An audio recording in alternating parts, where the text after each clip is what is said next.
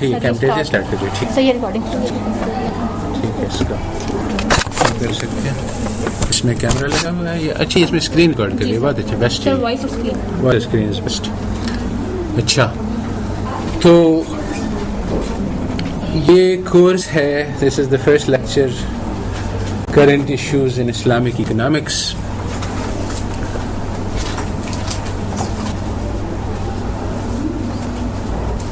اس میں ہم اپروچ یہاں لے رہے ہیں وہ اس وقت کہیں پہ بھی نہیں لی جا رہی ہے. اس کے بہت سارے ایلیمنٹس ہیں جو ایک وقت میں ہم سمجھا بھی نہیں سکتے ہیں, مگر let me say in a nutshell پہلے before we get into details کہ ایشو کیا ہے. تو موٹی موٹی بات جو تفصیل سے ابھی میں نہیں بتلا سکتا ہوں کیونکہ اس کی تفصیل ہے اس فرسٹ لیکچر میں. بہت سارے سپلیمنٹری ریڈنگز ہیں جو ان باتوں کی تفصیل بتلائیں گے جو میں یہاں سمرائز کر رہا ہوں.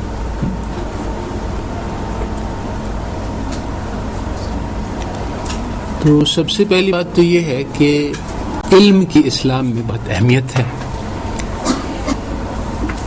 رسول اللہ صلی اللہ علیہ وسلم نے دنیا کی تاریخ کو بدل دیا.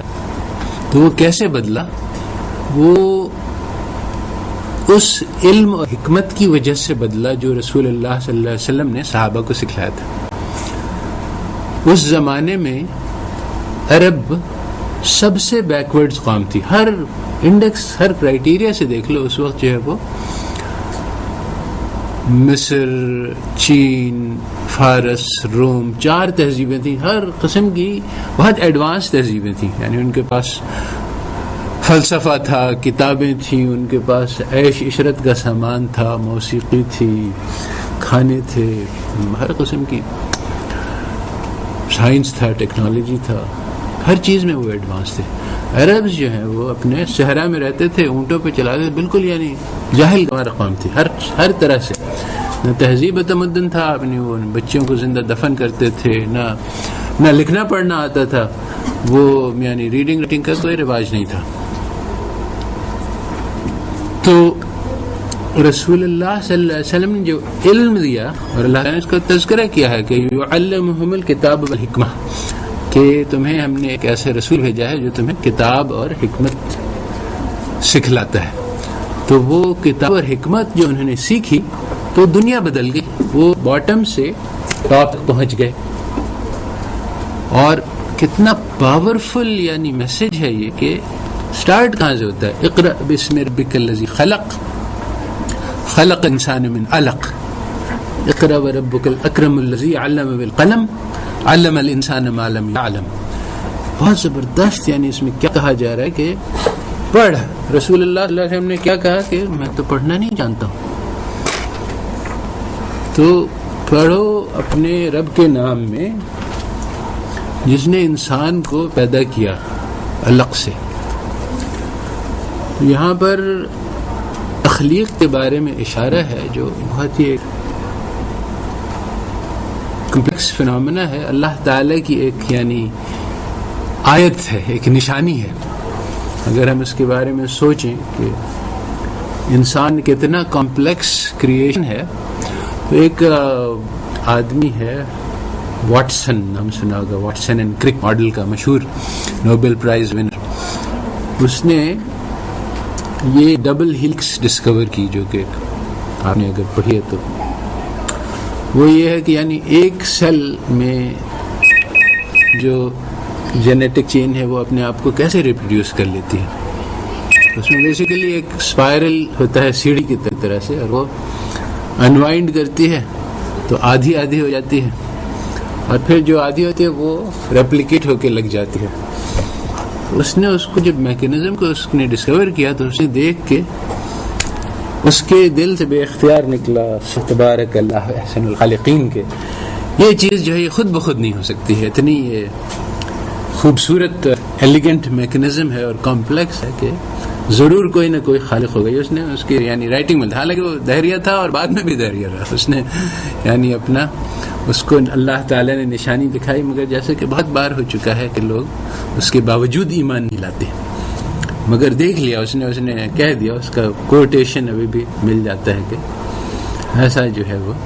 تو یہ اللہ تعالیٰ مسٹریز آف دا کریشن کی طرف اشارہ کر رہے ہیں. کیا کہتے ہیں؟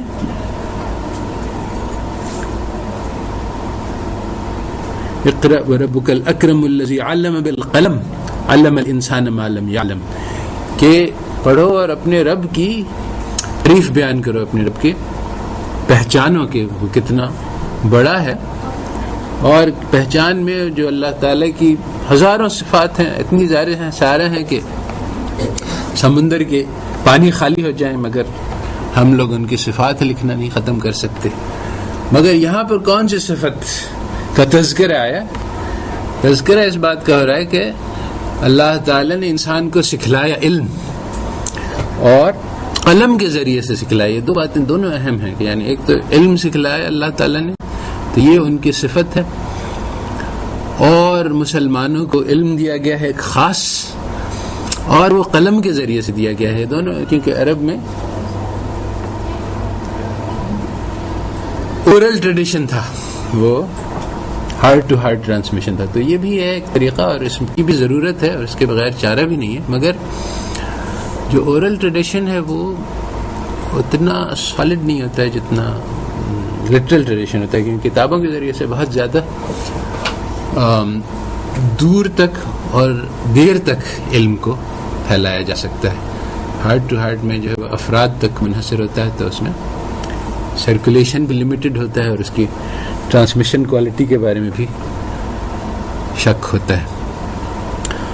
تو اس میسج کا جس کو یہاں سے شروع ہوتا ہے، اثر یہ ہوا کہ مسلمانوں کے اندر علم کی طلب اور شوق پیدا ہو گیا.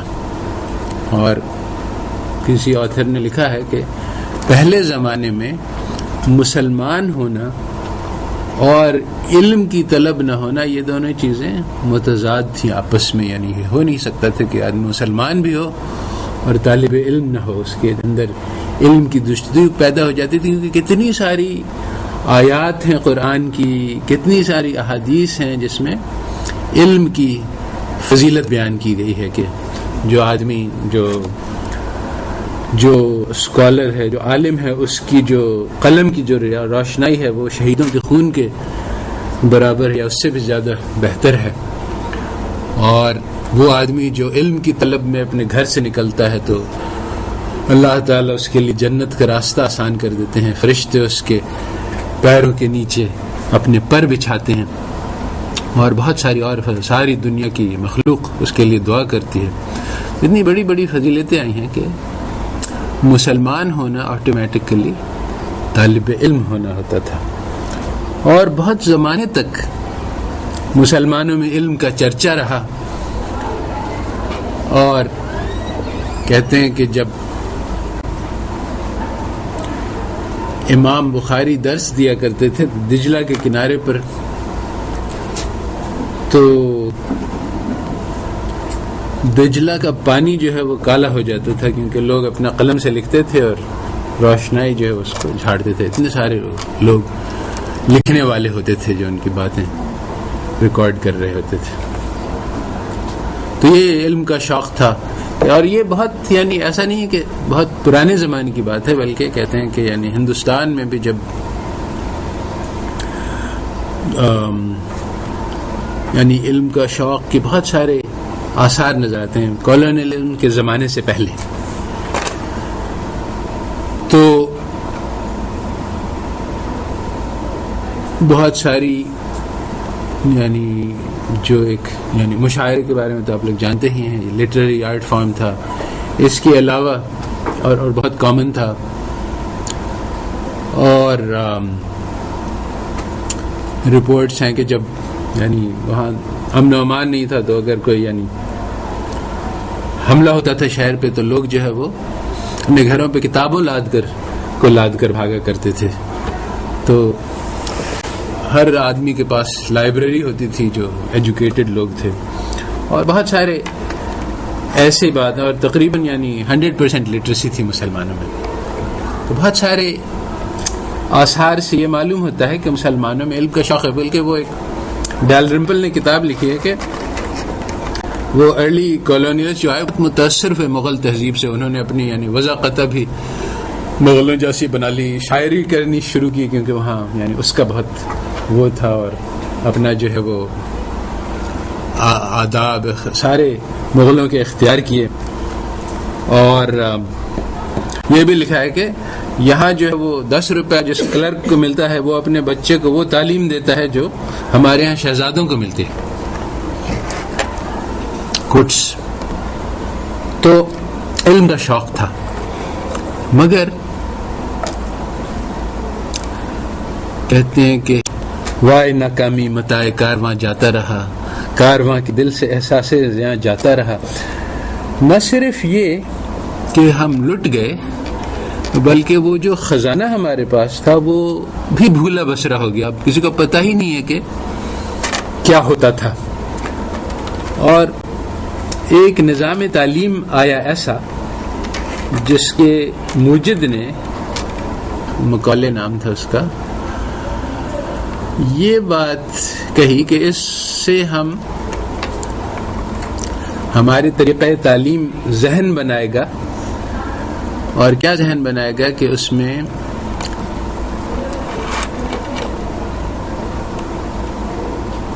ہماری برتری ثابت ہوگی کہ انگریز جو ہیں وہ سب سے اعلیٰ اور عرفہ قوم ہیں، اور ہر ان کی عادت جو ہے وہ بہترین ہے، اور دنیا میں کوئی ہے ہی نہیں. یعنی اس وقت یہ عام ذہنیت جو لوگوں کے دل میں ایک خیال پیدا ہو گیا ہے کہ ہم سب جاہل تھے، جنگلوں میں رہتے تھے، اور لکھنا پڑھنا نہیں آتا تھا، اور انگریز آیا اور اس نے ہمیں تہذیب و تمدن سکھایا، اور کانٹی چھری سے کھانا سکھلایا، اور ہمیں گھر بنا کے دیے، ہمیں اخلاق آداب سکھلائے، اور ابھی تک ہم سیکھ نہیں سکے ہیں. ابھی تک ہم آدھے جنگلی ہیں، مگر ہم ان کی طرح سے ہو جائیں گے تو پھر ہماری ترقی ہو جائے گی. تو طریقہ تعلیم میں اس نے یہ بات بھی لکھی، اس کی ایک سپیچ ہے منٹ آف ایجوکیشن، مشہور ہے، کہ ویسے تو مجھے عربی نہیں آتی، فارسی نہیں آتی، سنسکرت نہیں آتی، کوئی بھی اورینٹل لینگویج نہیں آتی ہے، مگر اس کے باوجود حقیقت ہے کہ سارا لٹریچر لے لو، عربی میں، فارسی میں، سنسکرت میں، اور ایک ایجوکیٹڈ انگریز کا ایک شیلف کی کتابیں لے لو، تو دونوں کا کوئی مقابلہ نہیں. تو ہمارے اسٹوڈنٹس میں بھی یہ طریقہ تعلیم یہ خیال پیدا کرتا ہے. اب جس آدمی کے دل میں یہ خیال ہوگا وہ نیچرلی ایک احساس کمتری میں مبتلا بھی ہوگا، اور یہ بھی سوچے گا کہ ہم کچھ نہیں کر سکتے، اور ہم ذلیل قوم ہیں، جیسے کہ لوگ کہتے رہتے ہیں. تو یہ جو طریقہ تعلیم اہل مغرب نے ہمیں دیا ہے، اس کا ایک مقصد تھا. بہت اہم ہے یہ بات سمجھنے کی کہ یہ طریقہ تعلیم، دیکھو برٹش کی تعداد بہت تھوڑی تھی، کروڑوں کی قوم پہ ان کو حکومت کرنی تھی، تو اس کا یعنی ان کے بس کی بات نہیں تھی. اتنے تھوڑے لوگ اتنے زیادہ لوگوں پہ حکومت نہیں کر سکتے ہیں، تو ان کو ایک ایسی کلاس پیدا کرنے کی ضرورت ہوئی جو ان کے معاون اور مددگار بنے. اس کے بغیر چارہ نہیں تھا.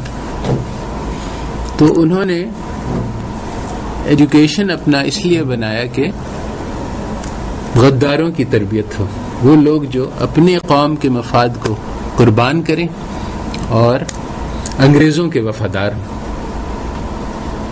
اور پورے طریقہ تعلیم کا یہ مقصد تھا کہ ایسے لوگوں کو پیدا کیا جائے. اور یہ مقصد آج بھی نظر آتا ہے. اس طریقۂ تعلیم کی جو ساری کیریکٹرسٹک ہیں اس کا اسلامی طریقۂ تعلیم سے کوئی بھی چول نہیں ملتا. ہر طرح سے یہ اس کا اپوزٹ ہے. آج کا مقصد یہ methodology for teaching and learning کا لیکچر ہے کہ ایک ویسٹرن میتھڈالوجی ہے جس کو آپ لوگ یعنی ساری زندگی آپ کو وہی میتھڈالوجی ملی ہے. آپ کو پتہ ہی نہیں ہے کہ کوئی دوسری میتھڈالوجی بھی ہو سکتی ہے. حالانکہ مسلمانوں کی میتھڈالوجی اور اس میں کوئی فرق نہیں. اب یہ جو آئیڈیا ہے کہ اسٹوڈنٹس ایک دوسرے سے کمپیٹ کریں گے, ایک جو ہے وہ آگے بڑھے گا, دوسروں کو پیچھے چھڑے گا, دوسروں کو گرائے گا, اپنے آپ کو بڑھائے گا, ان سب کا تعلیم علم سے کوئی تعلق نہیں. یہ وہ ہے مقابلہ کے غداری میں کون آگے بڑھ رہا ہے, کون ہمیں زیادہ پلیز کرے گا.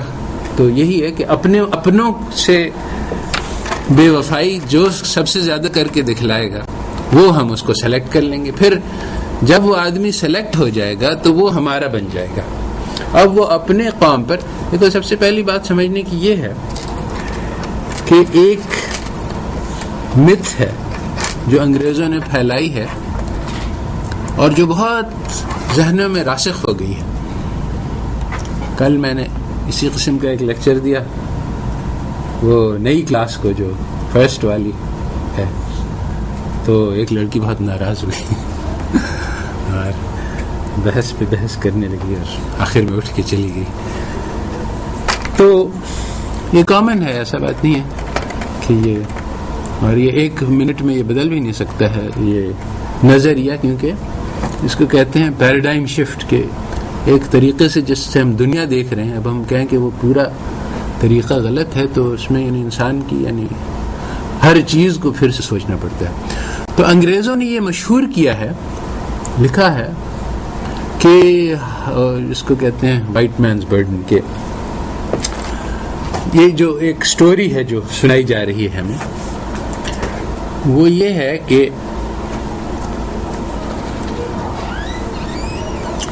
ساری دنیا تاریکی میں تھی, جہالت کے اندھیروں میں ڈوبی ہوئی تھی.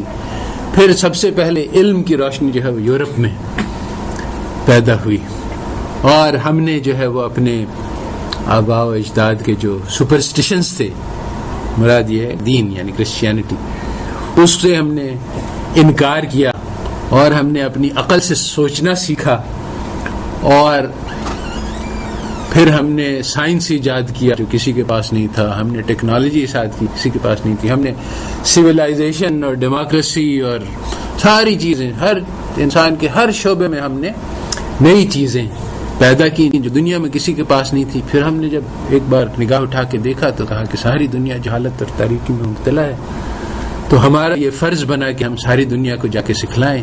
چنانچہ اس مجبوری کے تحت, اس کو کہتے ہیں وائٹ مینز برڈن, ہم نے ساری دنیا میں پھیل گئے اور سب لوگوں کو اپنی اپنی سائنس اور ٹیکنالوجی اور اپنی سارے سویلائزیشن کے جو فائدے ہیں وہ ساری دنیا کو جا کے سکھلائیں. تو یہ سٹوری ہے جو کہ سنائی جاتی ہے اور مشہور ہے اور رائج الوقت ہے اور دماغوں کے اندر راسخ ہے, اور اس کا حقیقت سے کوئی تعلق نہیں. بالکل A to Z غلط ہے.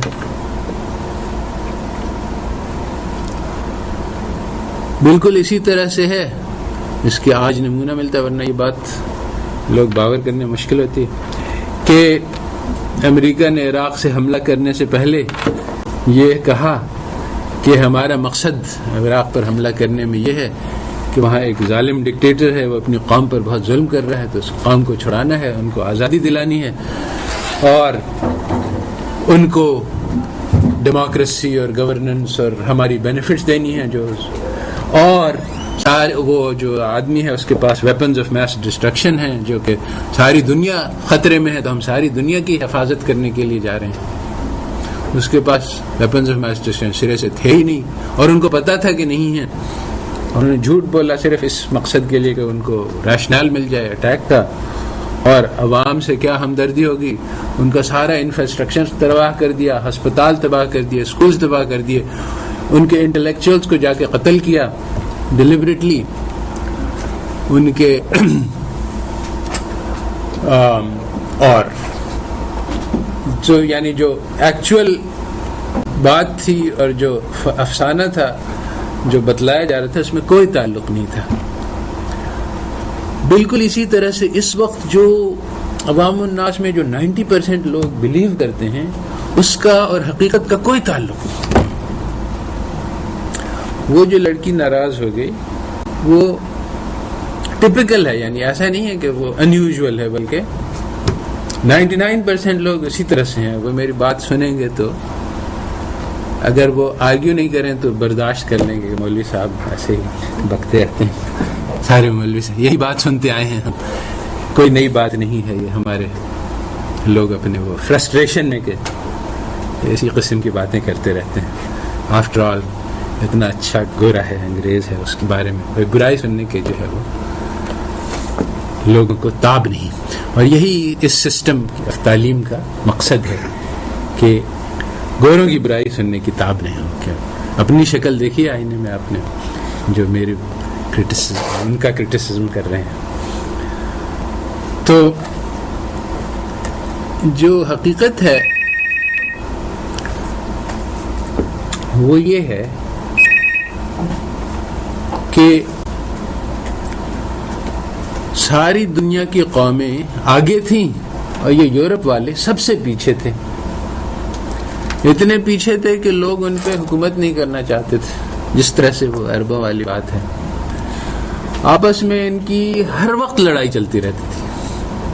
جس طرح آپ نے 300 years وار سنی ہوگی، 90 years wars، war of the roses, war ہی وار، وار ہی وار. کسی نے اینالائز کیا کہ 300 سال ایسے گزرے جس میں سے 10 سال یا 20 سال ایسے ہوں گے جس میں کوئی جنگ نہیں ہو رہی تھی. تو جنگ ہوتے ہوتے ہوتے ہوتے ان لوگوں نے جنگجو ہونا سیکھ لیا، اور اتفاق کچھ ایسا ہوا، اللہ تعالی کی مرضی تھی کہ انہوں نے کچھ ایسی چیزیں سیکھ لی جو باقی قوموں نے نہیں سیکھی. گنز بنا لی بہت اچھی، اور کیوں ان کی نیڈ تھی، ہر وقت ان کو ضرورت پڑتی رہتی تھی کہ تو آبویسلی باقی دنیا میں امن اور امان تھا. تو یہ لوگ جب آپس میں انہوں نے ایک معاہدہ کیا، سمجھوتا کیا، جس کی وجہ سے ان کی جنگ آپس میں لڑائی کچھ کم ہو گئی. پھر انہوں نے دنیا کا جا کے جائزہ لیا تو دیکھا کہ ہم لوگ تو سب سے آگے ہیں. پھر انہوں نے آپس میں معاہدہ کیا کہ دیکھو ایسا کرتے ہیں کہ دنیا کو بانٹ لیتے ہیں، بجائے اس کے کہ ہم ایک دوسرے سے جنگ کریں. تم لوگ یہ حصہ لے لو، تم لوگ افریقہ کے یہ حصہ لو، تم لوگ ایشیا لے لو، تاکہ پھر انہوں نے یہ حکمت تدبیر چلائی اور پھر ساری دنیا پہ چھا گئے. اور 20th سینچری کے شروع میں تقریباً 90% آف دا گلوب جو ہے وہ یورپینز کے قبضے میں تھا.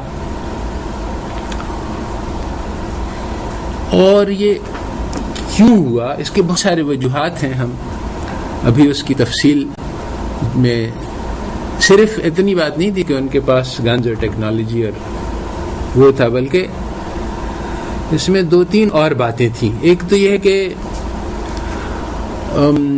وائلنس میں سب سے زیادہ آگے تھے، یعنی انسانی یعنی درندگی میں جس کو کہا جائے سب سے زیادہ آگے تھے. جیسے آج بھی نظر آتا ہے، آج بھی درندگی میں سب سے آگے یہ قوم ہے. ابھی چند سال پہلے کی بات ہے کہ نائٹ لائن کے انٹرویو میں میڈلین آلبرائٹ کا انٹرویو لیا گیا کہ آپ نے جو ایمبارگو لگا رکھا ہوا ہے عراق پہ، تو 500,000 children have died.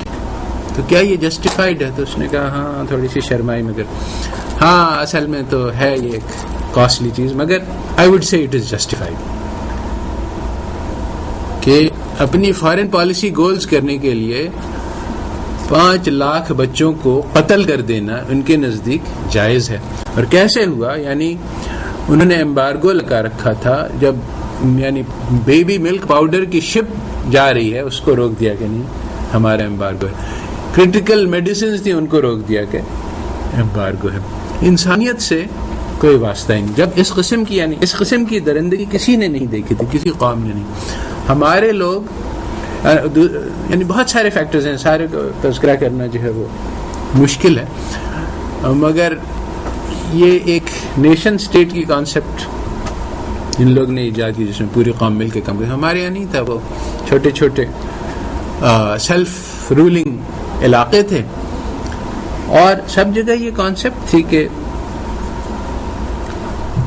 بادشاہ جو ہے وہ بادشاہ تو بدلتے ہی رہتے تھے, یعنی کسی نے حملہ کیا وہ قبضہ ہو گیا, مگر سب بادشاہ اپنی رعایا کا خیال رکھتے تھے کیونکہ ان کو پتا تھا کہ یہ ہماری گائے ہے, اس کو ہمیں دوہنا ہے, اسی سے ہمیں تو وہ ساری بینیفٹس ملیں گی.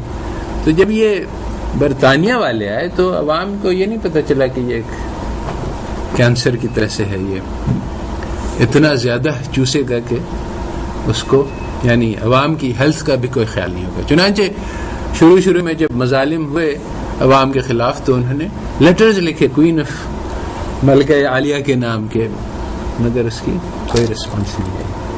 چنانچہ جب پلاسی پہ جب شکست ہوئی, سلطان ٹیپو شہید کی اور بنگال فتح ہوا, تو بنگال امارتیہ سین جو ہے نوبل پرائز ونر, اس نے لکھا ہے اس کے بارے میں, was the richest place in the world in terms of food per capita.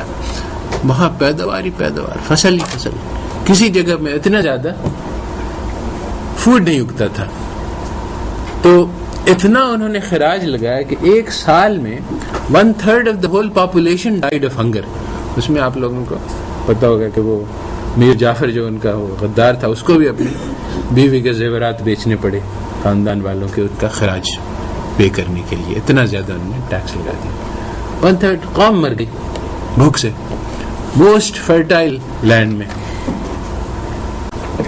تو اتنا انہوں نے ظالمانہ طریقے سے ساری دنیا کو لوٹا. صرف یعنی وہ افریقہ کا حال ایسا گت بنایا ہے اس کا کہ وہاں پہ کوئی پیداوار نہیں ہوتی, وہاں انسان لے گئے, لاکھوں کی تعداد میں انسانوں کو لے کے غلام بنایا اور ان کو بھیجا امریکہ اور مختلف جگہوں پہ اور بیچا, اور سے کاروبار کیا, انسان کی تجارت کی. چین سے جنگ لڑی, اوپیم وار, جس میں ان کو یعنی چین والے اپنے آپ کو یعنی اوپیم کو سیل کو انہوں نے منع کیا تھا, انہوں نے نہیں, ہم اوپیم بیچیں گے آپ کی قوم کو اور ان کو نشاور چیزیں سے عادی کروائیں گے. تو اس طرح سے جاپان سے جنگ لڑی کہ ہم جاپان اپنے آپ کو الگ تھلگ رہتا تھا کہ بس ہم آپ سے ٹریڈ کرنا چاہتے ہیں. جنگ کا مقصد اور کچھ نہیں تھا, فری ٹریڈ کے علاوہ کوئی مقصد نہیں تھا. تو جو قصہ رائج ہے کہ سب سے ایڈوانس سویلائزیشن وہ ہے, ترقی کا مطلب یہ ہے کہ ان کے جیسا ہو جانا, جو سب کے ذہن میں, یہ سٹوری ہی غلط ہے. اور جو بنیادی بات ہے کہ وہ پیغام جو رسول اللہ صلی اللہ علیہ وسلم لے کے آئے تھے, آج بھی اس میں وہی طاقت ہے جو 1400 سال پہلے تھی, کہ آج بھی وہ ہماری قسمت بدل سکتا ہے, آج بھی وہ ہمیں بالکل ہی زیرو سے دنیا کی لیڈرشپ تک پہنچا سکتا ہے. مگر مسئلہ یہ ہے کہ مسلمان اس کی طرف متوجہ نہیں ہے. تو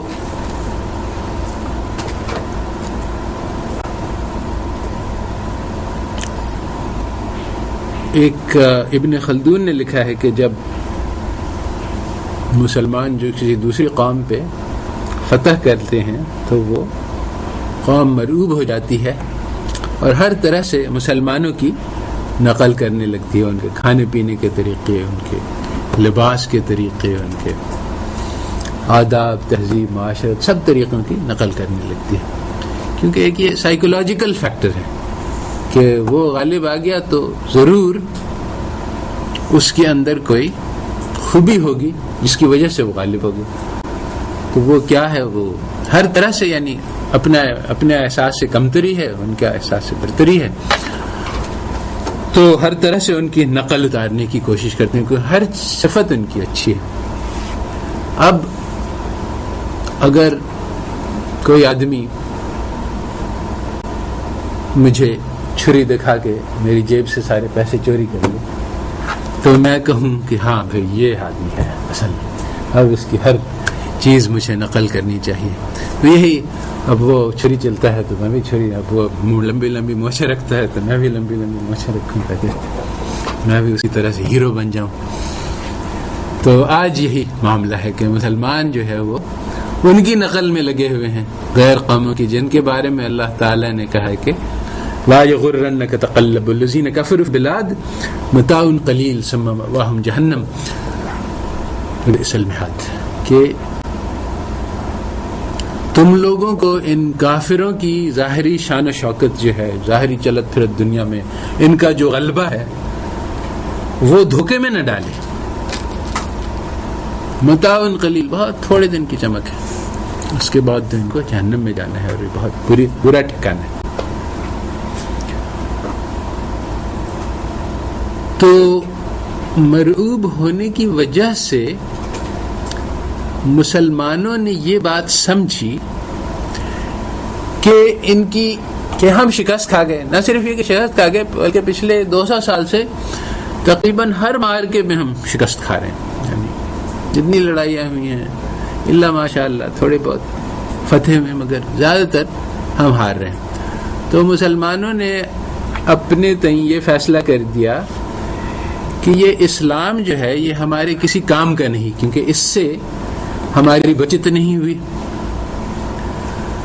تو اب جو ہے وہ ہمیں اہل مغرب ہی سے سیکھنا پڑے گا کہ ان سے کیسے مقابلہ کرنا ہے. اور چنانچہ یہ پروجیکٹ شروع ہوئی کہ جس کو کہتے ہیں اسلامائزیشن آف نالج، کہ بس وہ جس طرح سے کرتے ہیں اس طرح سے ہم نقل کر لیں تاکہ ہم بھی وہاں تک پہنچ جائیں جہاں تک وہ پہنچے ہوئے. تو پھر اس کے بعد پھر ہم اسلام کے بارے میں کچھ سوچیں گے.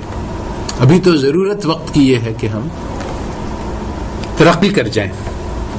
ترقی کا کیا مطلب ہے کہ انگریزوں جیسے ہو جائیں. تو یہ ایگزیکٹلی تو اللہ تعالی نے فرمایا تھا، قرآن میں ہے لکھا ہوا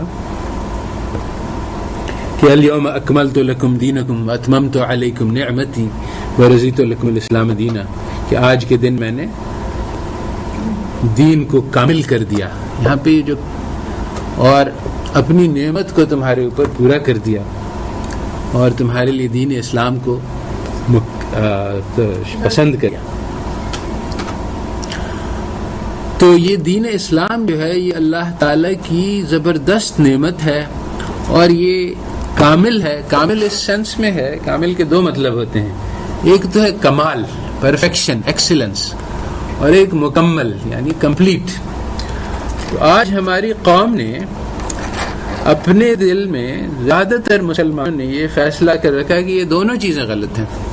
نہ ہمارا دین کامل ہے، کمپلیٹ ہے، اس میں اللہ تعالیٰ ہمیں یہ بھول گئے بتلانا کہ کیمسٹری میں کیا ہوتا ہے اور بایولوجی میں کیا ہوتا ہے، فزکس میں کیا ہوتا ہے، اور ان سب چیز کے بغیر ہمارا شامل نہیں، گزارا نہیں. یہ تو ٹھیک ہے کہ اس میں نہیں ہے، مگر آج اگر ہمیں ترقی کرنی ہے تو ہمیں یہ ساری چیزیں سیکھنی ہوگی. تو اب دین جو ہے وہ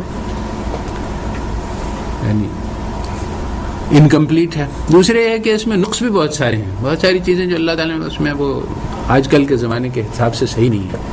کہ انٹرسٹ بین کر دیا، آج انٹرسٹ کے بغیر قوم ترقی نہیں کر سکتی. اور یہ کیا کہ عورتوں کو پردہ کرنا چاہیے، ماڈرن زمانے میں اس کا کوئی تصور ہی نہیں. اور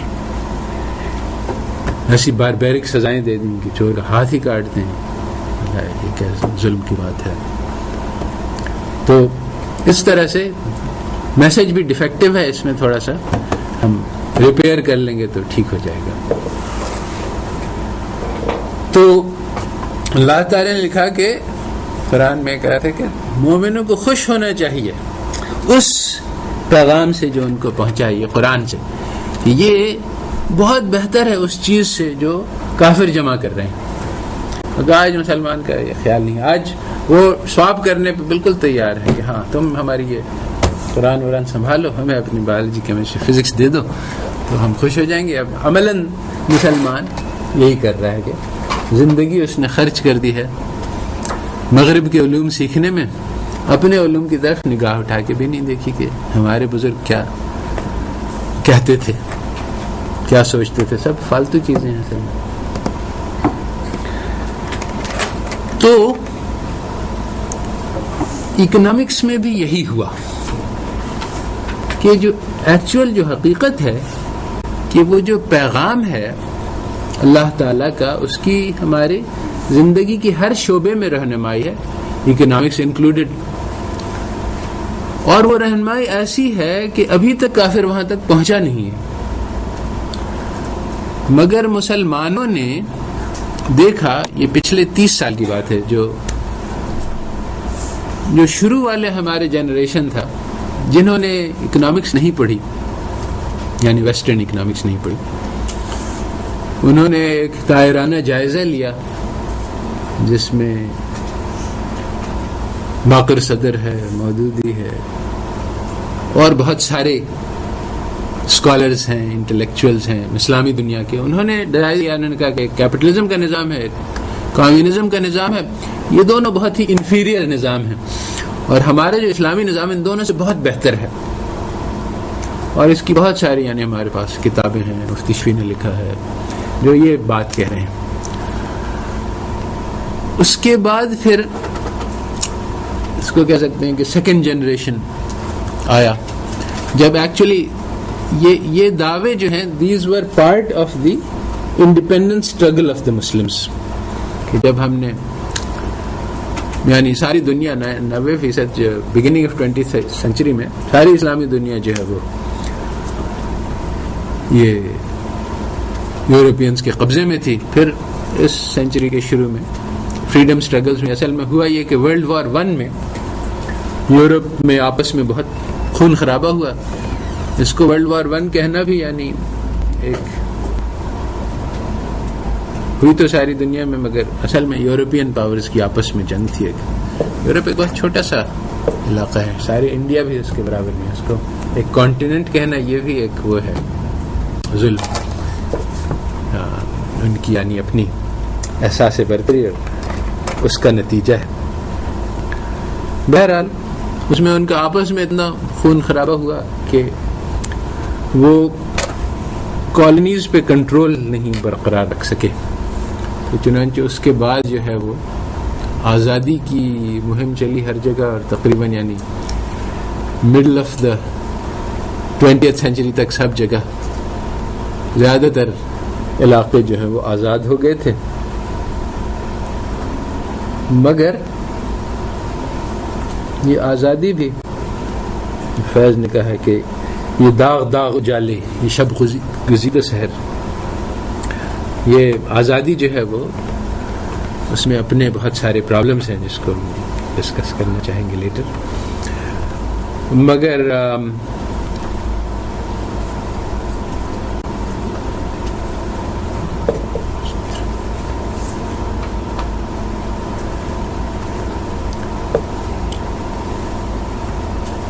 تو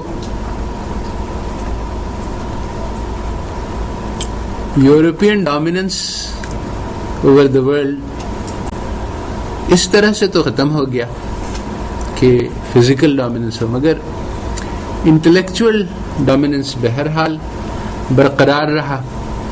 تو اب جو سیکنڈ جنریشن آیا، جب ہمارے پاس اپنے ملک آ گئے مسلمانوں کے، تو اب ایک پریکٹیکل پرابلم سامنے آیا کہ یہاں پر نظام کیا ہوگا. اور ضرورت تو اس بات تھی کہ اسلامی نظام آتا. پاکستان جو ہے وہ اسلام کے نام پہ بنا تھا، کانسٹیٹیوشن میں لکھا ہوا ہے کہ یہاں اسلامی نظام چلے گا، قرآن اور اس کی روشنی میں فیصلے ہوں گے. مگر دو مسئلے تھے. ایک تو یہ ہے کہ اسلامی نظام اب اتنا دور ہو چکا تھا کہ کسی کے ذہن میں اس کی صحیح شکل نہیں موجود تھی. اب کارواں جو ہے اس کو معلوم نہیں تھا کہ اب اسلامی نظام ہوتا کیا ہے. یہی مسئلہ پیش آیا جب ایران میں خمینی کی حکومت آئی، تو لوگ اس کے پاس آئے کہ ہمارے پاس کوئی کنسٹرینٹ نہیں، ہم از سر نو نیا نظام یہاں پہ چلا سکتے ہیں. آپ بتلائیں کہ اسلامی نظام کیا ہو. He had no idea. Afghanistan میں بھی یہی معاملہ ہوا کہ ہم شریعت لائیں گے، مگر شریعت والا نظام ہوتا کیا ہے کسی کو کوئی کانسیپٹ نہیں. اس میں بھی بہت سارے کمپلیکیشن. اصل میں علماء جو ہے وہ ہمارے لیڈرز تھے، اور جب تک وہ لیڈرز تھے تو وہ دنیا میں انوالوڈ تھے، دنیا کی چیزیں سمجھتے تھے، ان کو معلوم تھا. پھر ایک یعنی برٹش پالیسی ہوئی کہ اس قوم کو اپنے سرداروں سے الگ کر دیا جائے، لیڈرشپ ان کی کاٹ دی جائے. تو علماء کو خاص طور پہ یعنی پالیسی کے تحت ذلیل کیا گیا اور رسوا کیا گیا، عوام میں بدنام کیا گیا، تاکہ مولوی تو صرف حلوہ کھاتا ہے. جب دربار لگتا تھا تو کچھ آفیشل علماء بھی ہوتے تھے، تو رینکنگ ہوتی تھی کہ گورنر جنرل بیٹھتا ہے اوپر، اس کے بعد سیکنڈ رینک، پھر تھرڈ رینک، پھر فورتھ رینک، اور جہاں پہ چپراسی بیٹھے تھے، پیونز بیٹھتے تھے، وہاں پہ علماء کو بھی بٹھایا جاتا تھا. جو گورنر جنرل ہے آفس، اس کے سامنے جو اردلی کھڑا ہوتا تھا اس کو ٹیپو سلطان کا لباس پہنایا جاتا تھا، تاکہ قوم کو یہ سائیکولوجیکل وارفیئر ہے اس کو کہتے ہیں. اور اس کا اثر ہے، یہ نہیں ہے کہ یہ بے اثر رہ گیا، بلکہ ہم نے یہی سیکھا سائیکولوجیکلی ہمارے دل میں کہ ہمارا جو سردار ہے، ہمارے جو قوم کے جو لیڈرز ہیں، وہ ان کے چپراسی ہیں. اور یہ اتنی بڑی یعنی ضرب ہے، جس طرح سے ایک آدمی چھری بھونک دے آپ کے سینے میں، اسی طرح سے یہ ضرب ہے جو ہمیں لگی ہے، اور ہم اس سے مجروح ہو چکے ہیں. ابھی بھی اگر ہم کوئین وکٹوریہ کا لباس اپنی ویٹریسز کو پہنا دیں یہاں، تو وہاں برٹش ایمبیسی احتجاج کرے گی کہ آپ ہمارے قوم کی بے عزتی کر رہے ہیں.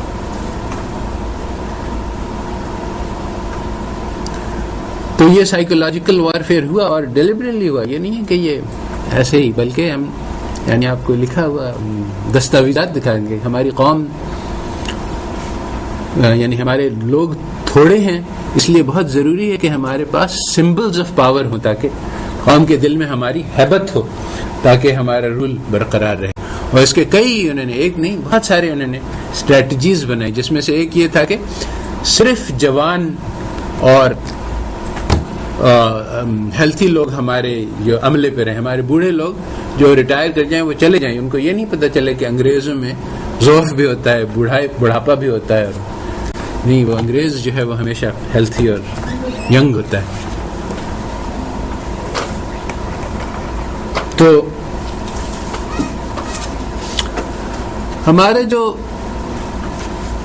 ریولوشن کے بعد جو جنریشن آیا، اس کے سامنے مسئلہ پیش ہے کہ قوم کیسے چلائے، یعنی یہ سسٹم کیا ہوگا. تو جو ہمارا اسلامی سسٹم تھا وہ اتنا بعید تھا، اور پھر بھی یعنی جو انگریزوں سے پہلے تھا وہ بھی مکمل اسلامی سسٹم نہیں تھا، وہ کافی یعنی کرپٹ ہو چکا تھا اس میں بہت سارے. اسی لیے انفیکٹ اگر وہ سالڈ پیور اسلامک سسٹم ہوتا تو اس میں اللہ تعالیٰ دوسروں کو غلبہ نہیں پانے دینے، مگر وہ چونکہ اتنا کرپٹ ہو چکا تھا کہ اللہ تعالیٰ نے اس کو پورا توڑ دیا جائے، اور اب جو ہے وہ نئے سرے سے اس کو بنانا ہوگا.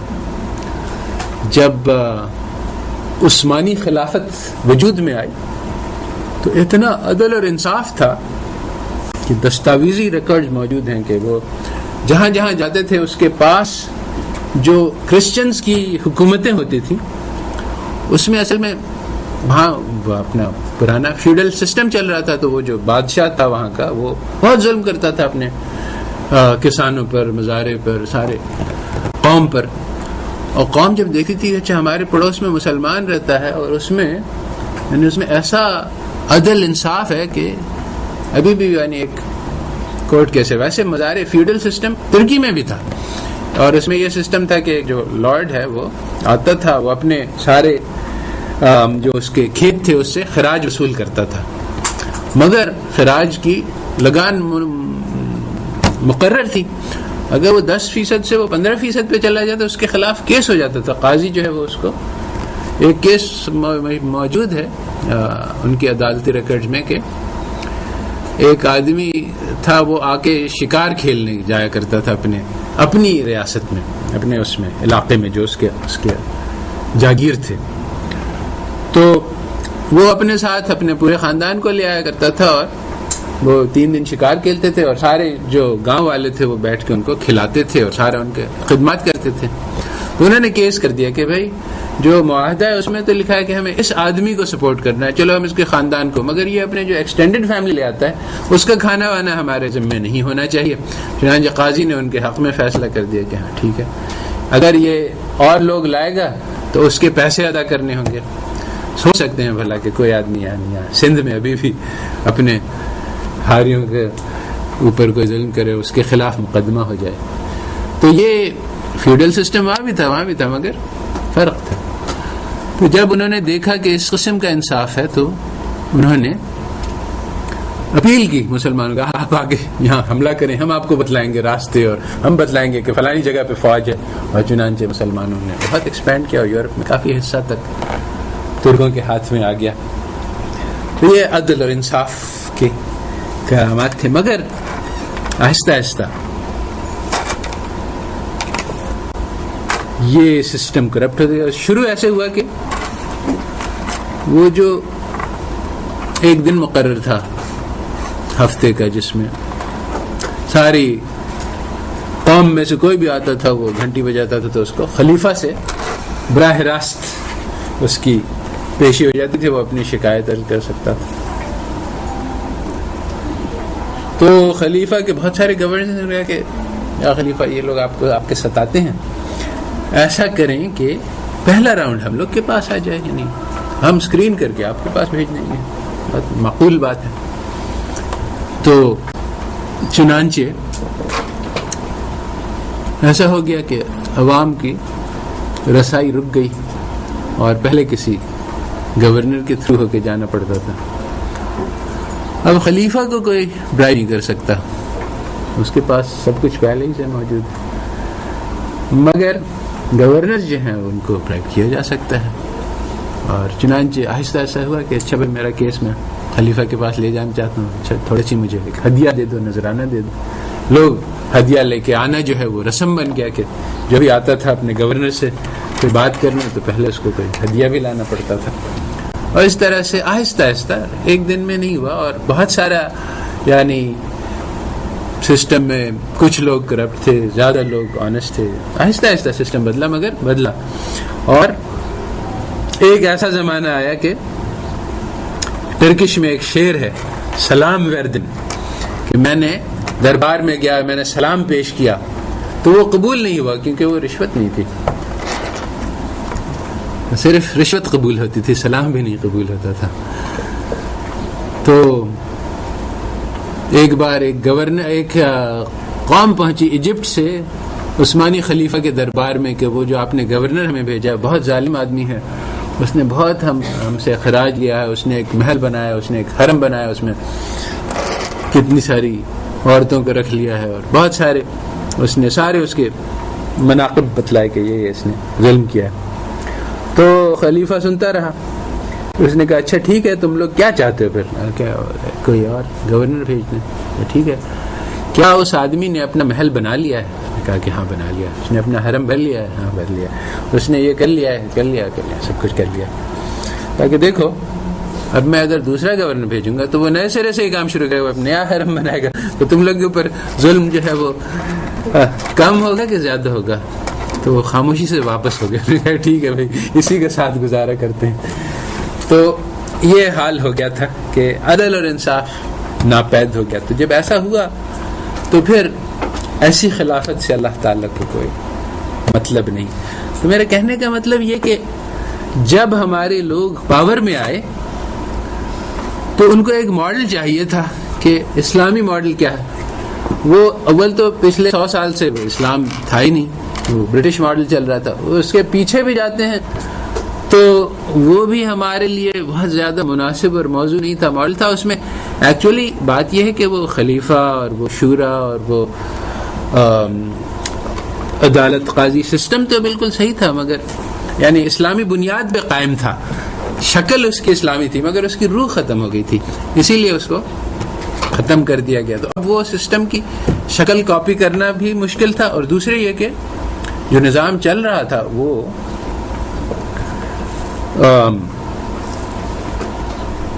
ایسا نہیں تھا کہ اس کو ڈسمینٹل کر کے ایک نیا نظام ڈال دیا جائے آسانی سے. مومنٹم بہت تھا, بہت سارے پاورفل لوگوں کے انٹرسٹ اس کے ساتھ کنیکٹڈ تھے. تو اس لیے جو سیکنڈ جنریشن اسلامک اکانومسٹ تھا, انہوں نے یہ کہا کہ بجائے اس کے کہ ہم ریولوشن لائیں اسلامی, ہم اسی نظام کو ترمیم کر کے اسلامائز کر لیتے ہیں. تو اب اس نظام کی ترمیم کر کے اس کو اسلامائز کرنے کے لیے ان لوگوں کو, سیکنڈ جنریشن والوں کو ضرورت پیش آئی کہ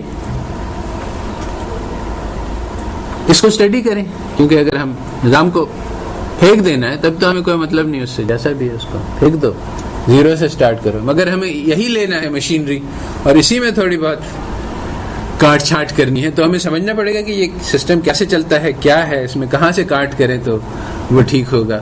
تو سسٹم سمجھنے کے لیے ہماری جو سیکنڈ جنریشن, سب نے اکنامکس پڑھی, میرے جیسے لوگ بھی تھے اس میں جنہوں نے گئے اور اہل مغرب سے ان کی اکنامکس پڑھی.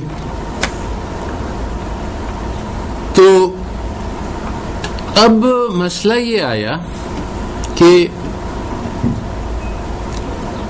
جس طرح سے تو مسئلہ یہ پیش ہوا ہمارے اسلامک سیکنڈ جنریشن کو کہ کئی مقامات پہ جو اکنامکس کی ٹیچنگ ہے اور جو اسلام کی ٹیچنگ ہے وہ دونوں آپس میں کانفلکٹ میں ہیں.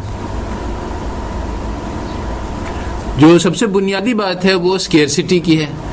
سب سے پہلی بات جو ہر اکنامکس ٹیکسٹ بک میں لکھی ہوتی ہے کہ scarcity is the basic concept of economics. اگر اسکیئرسٹی ہے, نہیں ہے, سب چیزیں وافر مقدار میں موجود ہیں, تو پھر اکنامکس کی ضرورت نہیں ہے. ہر آدمی اپنے مزے سے لے لے. اور اکنامکس جو ہے اٹس اباؤٹ کہ اگر چیز کم ہے تو اس کو زیادہ کیسے کیا جائے. اس کے برعکس اسلام ہمیں سکھاتا ہے کہ نہیں, فضل اللہ اتنا ہے کہ ہر ایک کے لیے سب کچھ ہے, کافی ہے, اسکیئرسٹی نہیں ہے. تو ہمارے جو فرسٹ جنریشن تھا اس نے انکار کر دیا کہ اسکیئرسٹی جو اکنامک کہتے ہیں یہ غلط ہے. سیکنڈ جنریشن ہے تو اس نے کہا کہ نہیں, اکنامکس کی بات تو صحیح ہے. تو قرآن میں تعویل کر دی انہوں نے کہ اس کا یہ مطلب ہوگا, اس کا وہ مطلب ہوگا. یہ جو آیات ہیں اس کا ڈائریکٹ مطلب جو ہے وہ صحیح نہیں. اب یہ کیوں کیا؟ اب یہ یعنی ایکچولی اگر ہم یہ کہیں تو ہم کہ انہوں نے قرآن سے انکار کیا اور مغرب والے کی بات مان لی, ہم کہیں گے وہ کافر تھے. تو ایسا نہیں ہے, بلکہ یہ مسلمان تھے اور مسلمان ہیں اور ابھی بھی کر رہے ہیں. تو پھر یہ کیسے ہوا؟ اس لیے کہ اہل مغرب نے یہ دعویٰ کیا کہ ہمارا جو علم ہے اکنامکس کا وہ ایک پازیٹیو علم ہے. جس طرح سے فزیکل سائنس ہے اسی طرح سے سوشل سائنس ہے. یہ دونوں فیکٹس ہیں, فیکٹس سے بحث نہیں کی جاتی.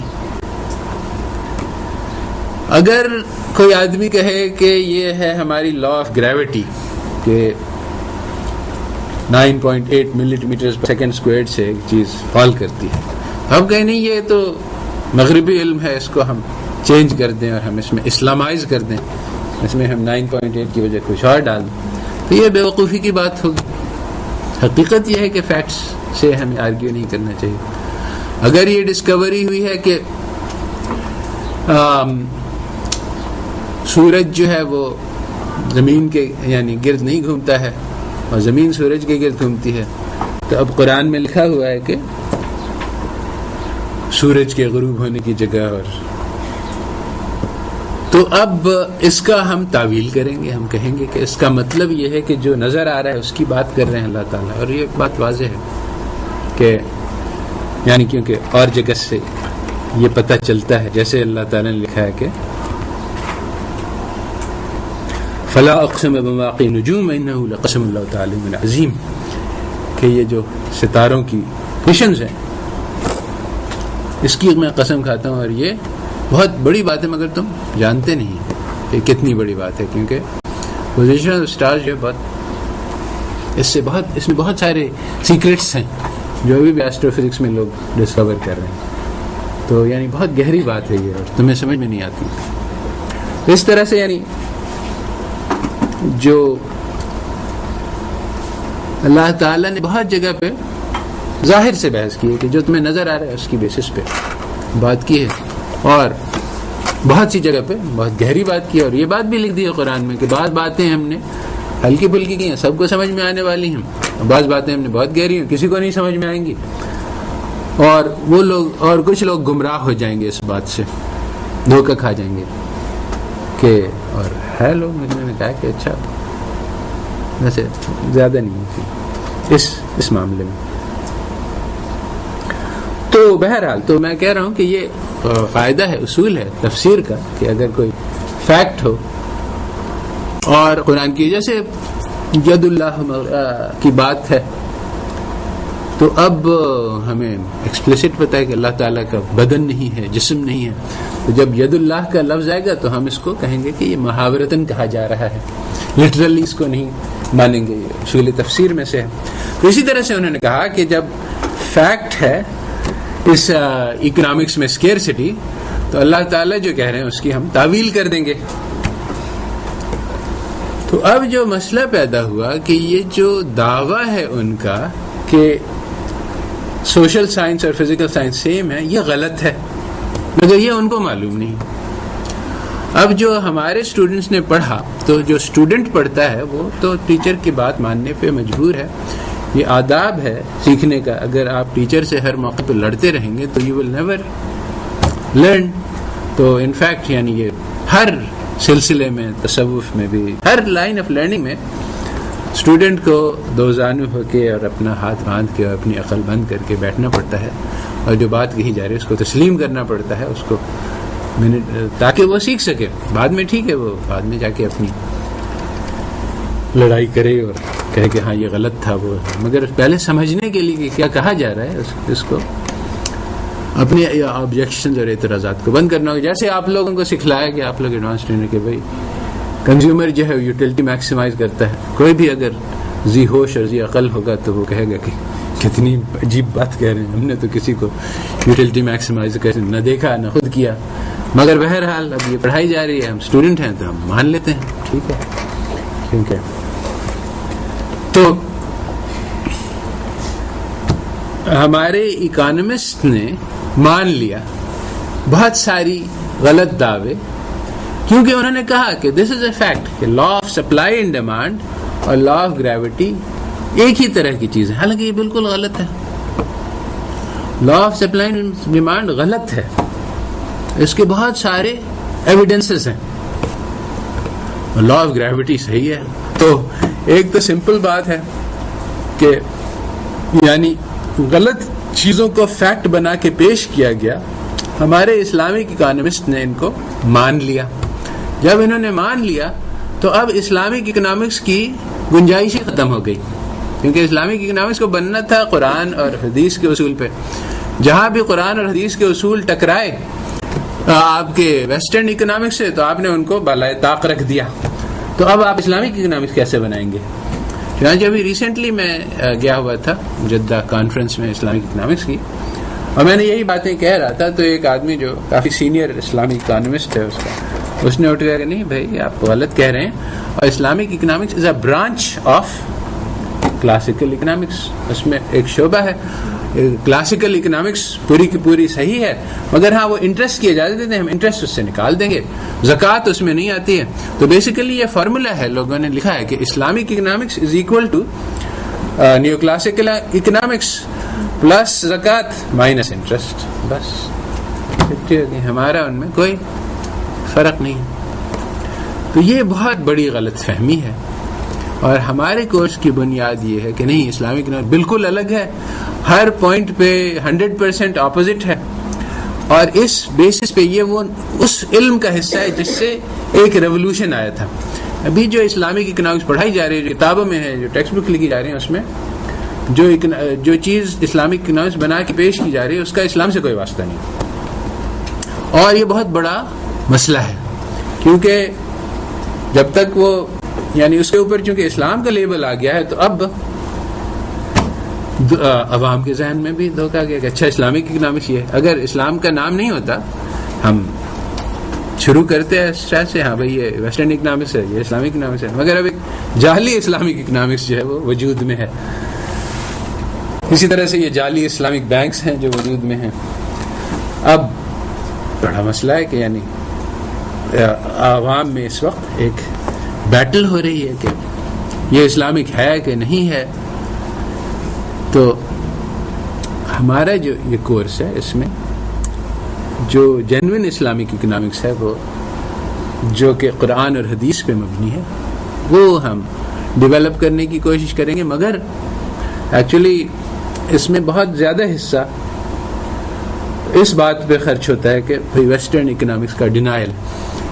دو حصے ہیں اسلامک اکنامکس کے, ایک ہے لا الہ اور دوسرا ہے الا اللہ. لا الہ میں انکار ہے مغرب کے خداؤں سے, اور اس پہ بہت زیادہ زور ہے یہاں پہ ابھی, کیونکہ وہ اتنے رائج الوقت ہیں. سب سے پہلے یعنی صورتحال یہ ہے کہ مسلمان جو ہے وہ سجدے میں گرے ہوئے ہیں مغرب کے بت کے سامنے. پہلے اس کو توڑنا پڑے گا, پھر ان کو اٹھانا پڑے گا, پھر ہم ان کو لائیں گے اسلام کی طرف.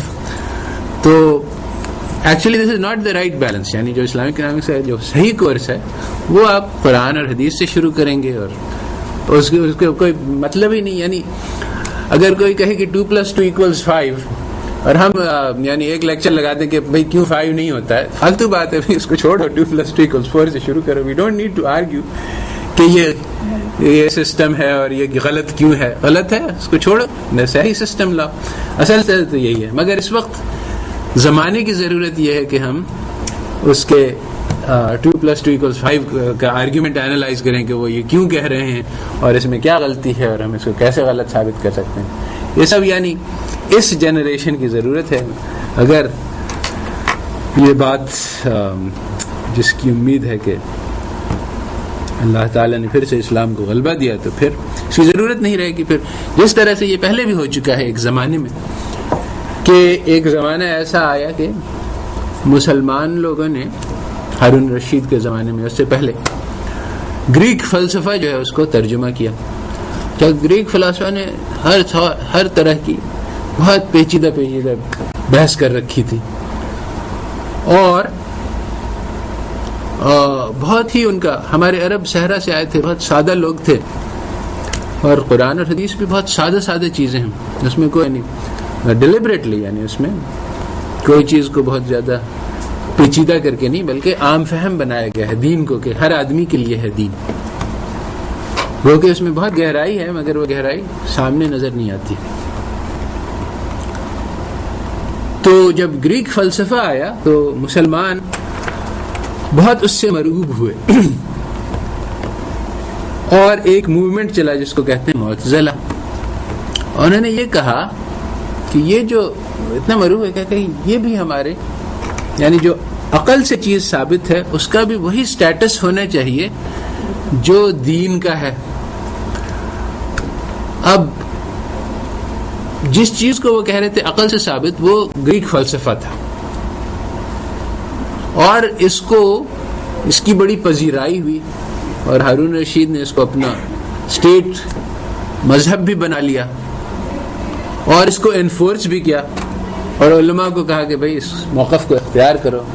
تو تھوڑے سے علماء تھے جنہوں نے اس کو ریزسٹ کیا, کہا کہ نہیں, وہی جو ہے وہ عقل سے آگے ہے, اور وہی کا مقام جو ہے وہ اس تک عقل نہیں پہنچ سکتی تھی. انہوں نے ریزسٹ کیا, ان پہ ظلم کیا گیا, آخر میں جو ہے وہ علماء غالب آ گئے. اور بیسیکلی اس لیے کہ اللہ تعالی نے اپنے دین کی حفاظت کا وعدہ کیا, ورنہ سچویشن ایسی تھی کہ غلبہ تو معتزلہ ہی کا ہونا چاہیے تھا. پالیٹکس اور پاور اور سب چیز ان کے ہاتھ میں تھی, مگر اللہ تعالی نے اپنے دین کی محافظت فرمائی اور اس کو بچا لیا. اگر معتزلہ غالب آ جاتے تو گریک فلسفہ جو ہے وہ ہمارے دین کا حصہ بن جاتا. پھر ہم یہ کہتے کہ سورج جو ہے وہ زمین کے گرد چکر کاٹتا ہے, اور اگر کوئی کہتا ہے کہ ایسا نہیں ہے تو وہ کافر ہے. یہی ہوا کرسچینٹی میں. کرسچینٹی والوں نے گریک فلسفہ کو اپنے ساتھ شامل کر لیا بغیر کسی اسٹرگل کے. وہاں کوئی اسٹرگل نہیں. انہوں نے کرسچینٹی میں بہت ساری گریک ٹیچنگز شامل کر لی. تو جب پھر سائنس وہاں نکلا اور اس نے ان سب چیزوں سے انکار کیا تو یہ بیٹل بن گئی سائنس اور ریلیجن کی, اور پھر وہ ریلیجن اس کو ہار گیا. تو جب وہ ہار گیا تو پھر وہ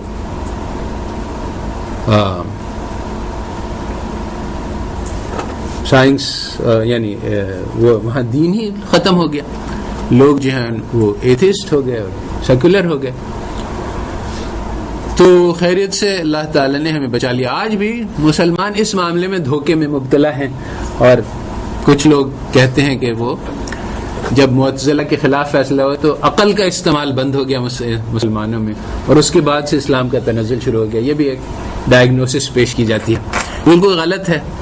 یعنی وہ وہاں پہ جو جس کو عقل کہا جا رہا تھا وہ عقل نہیں تھی, بلکہ اس کو گریک فلسفہ کہا جا رہا تھا. تو کہنے کا یہاں پہ مقصد یہ ہے کہ گریک فلسفہ سے اتنے مروب ہوئے مسلمان کہ انہوں نے کہا کہ یہ وہی کے برابر ہے. آج ایگزیکٹلی دا سیم سچویشن اس طرح سے ہے کہ مسلمان یہ کہہ رہا ہے کہ جتنا سرٹنٹی قرآن میں ہے اتنی ہی سرٹنٹی ویسٹرن سوشل سائنس میں ہے اور فزیکل سائنس میں ہے. اور یہ بات یعنی تسلیم شدہ ہے. مسلمان جو ہے وہ عام طور پہ 99% اس میں یقین رکھتا ہے, اور یہ بات غلط ہے. نہ صرف یہ غلط ہے کہ ان دونوں کے ایکویولنس ہے, بلکہ جس چیز کو وہ ایکول جس طرح سے گریک فلسفہ غلط تھا, انہوں نے گریک فلسفہ میں بہت ساری چیزیں تھیں جو غلط تھیں, جو آج یعنی 90% جو ان کے اس زمانے میں جس کو وہ عقلی دلائل سے ثابت کہہ رہے ہیں 90% چیزیں غلط ہو گئی. ان کو ریجیکٹ کرنے کے بعد پھر سائنس شروع ہوا. مثلا گریک فلسفہ یہ کہتے تھے کہ آنکھ جو دیکھتی ہے تو اس لیے کہ جو آبجیکٹ ہے اس سے ایک نور نکلتا ہے, لائٹ نکلتی ہے, نہیں سوری, آنکھ سے ایک نور نکلتا ہے جو لائٹ جو ٹکراتا ہے تو اس ہماری آنکھ سے جو روشنی نکلتی ہے وہ اس کو تک پہنچتی ہے. تو اس کو ہمارے ابن الحیثم نے غلط ثابت کیا.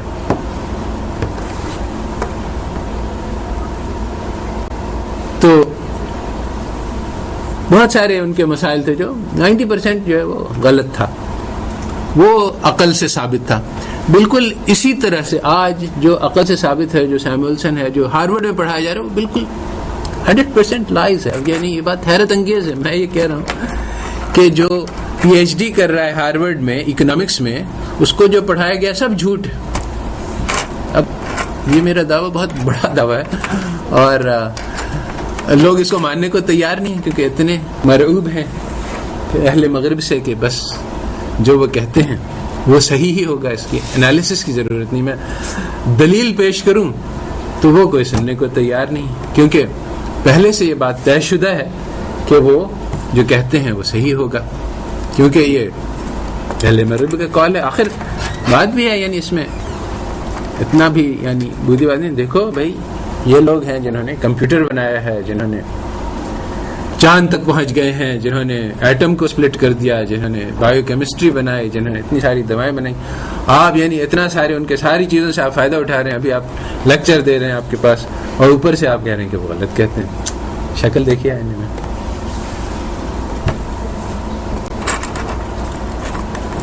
تو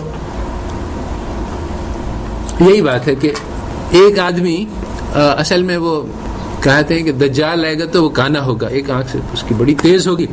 تو جہاں تک مادے کا سوال ہے, جو ڈیڈ میٹر ہے, اس میں بہت زبردست ان کے علم ہے, اور اس سے کسی کو انکار نہیں. اور جو ہمارا ابو جہل تھا, اس کا نام اس کے ہماروں میں ابو الحکم تھا, فادر آف وزڈم. تو یہ بات کہ دنیاوی معاملات میں بہت زیادہ عقل رکھنا اور دین میں بالکل اندھا ہونا, یہ بہت کامن چیز ہے.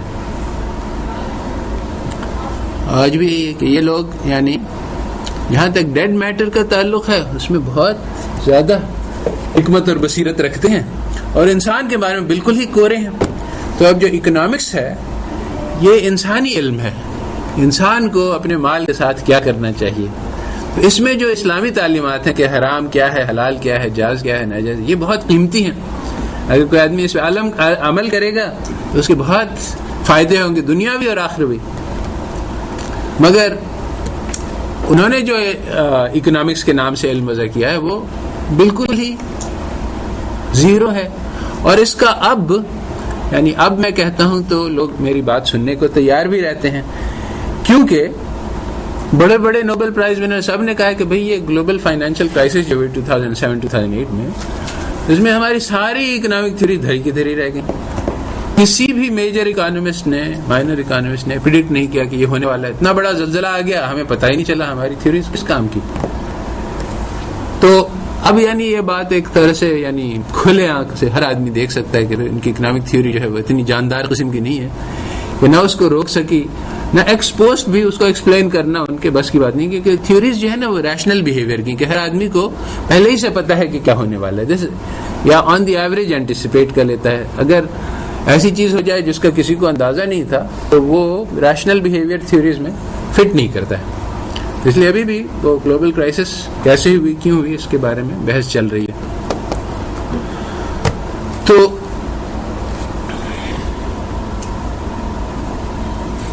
یہ تو تھا جنرل بیک گراؤنڈ کے اس کورس میں ہم کیا کرنے جا رہے ہیں. تو